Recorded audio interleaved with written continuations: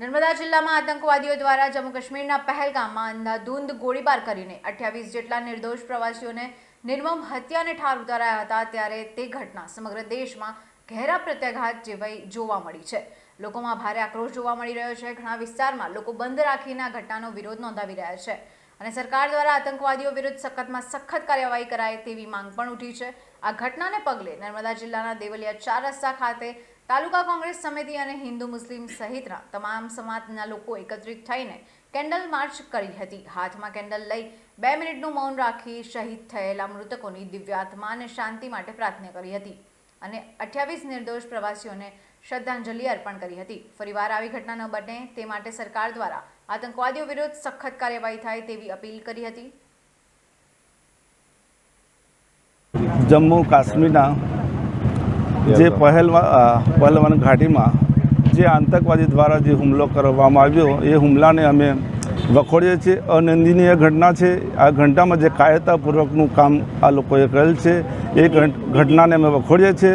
તિલકવાડા તાલુકા કોંગ્રેસ સમિતિ ભાવપૂર્વક શ્રદ્ધાંજલિ અર્પે છે અને ભગવાન એમના જે મૃતક પરિવારજનોને ભગવાન એમના આત્માને શાંતિ અર્પે એવી અમે પ્રભુ પાસે પ્રાર્થના કરીએ છીએ। કેન્ડલમાં જોજીને પ્રભુ પાસે હું પ્રાર્થના કરું છું અને દેવલિયા ચોકડી ખાતે આ કેન્ડલમાં ઉજીને આ શ્રદ્ધાંજલિ અર્પણ કરીએ છીએ।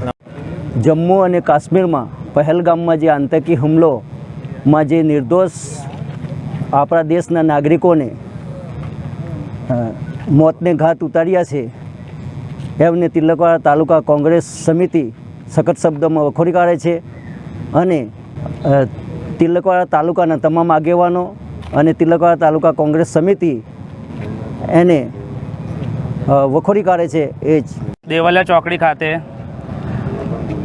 કાશ્મીરના પહેલગામ ખાતે જે આતંકવાદી હુમલો કરવામાં આવ્યો છે અને આ હુમલામાં આપણા દેશના જે 28 જવાનો જે આપણા દેશના નાગરિકો છે એ શહીદ થયા છે, તો એમને શ્રદ્ધાંજલિ આપવા માટે આજે એક અમે કાર્યક્રમ રાખ્યો છે।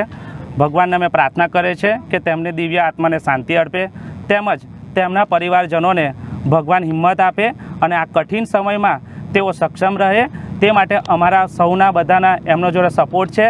તેમજ આપના માધ્યમથી હું આ કાયર જે આતંકવાદીઓ છે અને જે પણ તાલિબાન સંગઠનો છે અને જે પણ આની અંદર પાછળ હોય એ પાકિસ્તાન હોય કે બાંગ્લાદેશ હોય, આ તમામ કાયરોને એટલું જ મેં કહેવા માગું છું કે અમારા દેશની એકતા તોડવા માટે તમે જેટલા પણ નાપાક હરકતો કરશો, ઘટના કરશો, અમારા દેશની એકતા તૂટવાની નથી।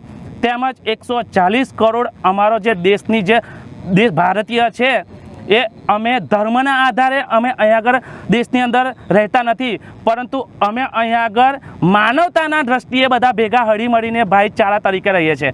માટે નાપાક આ પાકિસ્તાન હોય એ ગમે તે આતંકવાદી હોય એમને એટલું જ કહેવા માગું છું કે તમારી આ ગંદી હરકતો બંધ કરજો, નહીં તો જે દિવસ આ દેશનો નાગરિક જાગી જશે ને તો તમને પાણી પીવાના પણ ફાફા પડી જશે। જય હિન્દ।